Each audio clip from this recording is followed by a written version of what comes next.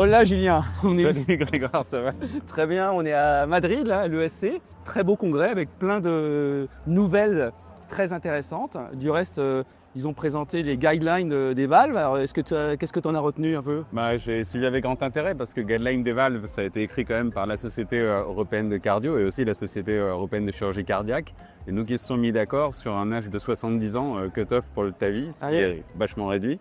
Et une place très importante de la Heart Team parce que c'est pas juste rétrécissement aortique et l'âge qui compte, c'est la globalité, il faut voir l'anatomie, la complexité du cas. Mais en tout cas, oui, des guidelines qui sont vraiment qui ont bien avancé par rapport aux dernières, encore plus, et une position centrale de la Heart Team et aussi une levée des recommandations dans le MitraClip. D'accord, donc des choses qui vont changer dans nos pratiques.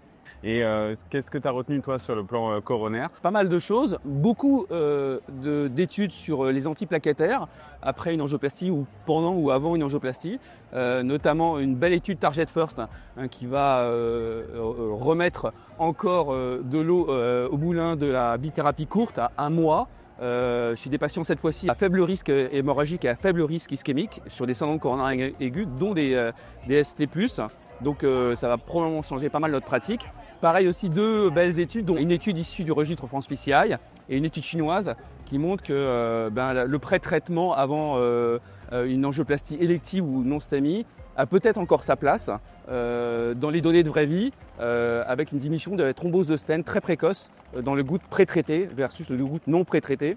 Et une étude chinoise aussi qui montrait qu'il fallait probablement recharger en aspirine chez les patients que tu reprogrammais pour une deuxième angioplastie parce que ça diminuait les événements. Donc là aussi pas mal de choses et on verra ça probablement au GRCI. Mais j'ai vu qu'il y avait aussi des choses en termes d'innovation. Ah oui, ici c'est le gros boom des nouvelles technologies et gros point, c'est pas une surprise sur l'IA.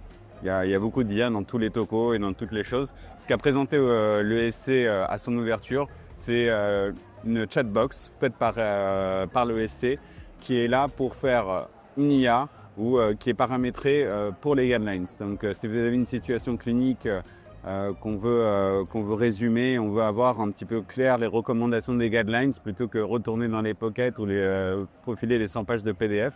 Maintenant, il y a une IA qui est paramétrée pour ça, pour faire le résumé et elle donne aussi les références des guidelines. Donc vraiment, c'est un outil qui est pas mal. Ça s'appelle ESC Chat et c'est téléchargeable. Et donc, vous pouvez l'avoir sur vos smartphones et tout. Donc en quelques clics, maintenant on n'aura plus besoin d'aller chercher désespérément la référence biblio ou des guidelines. Là en quelques clics, on aura un résumé. C'est pas mal, c'est pas mal pour les nouveautés. Et puis rendez-vous bientôt au GRCI pour avoir tout le résumé. Exactement, il y a une session du reste dédiée à ça, aux principales études présentées à l'ESC, qui aura lieu le mercredi 24 septembre à 16h30.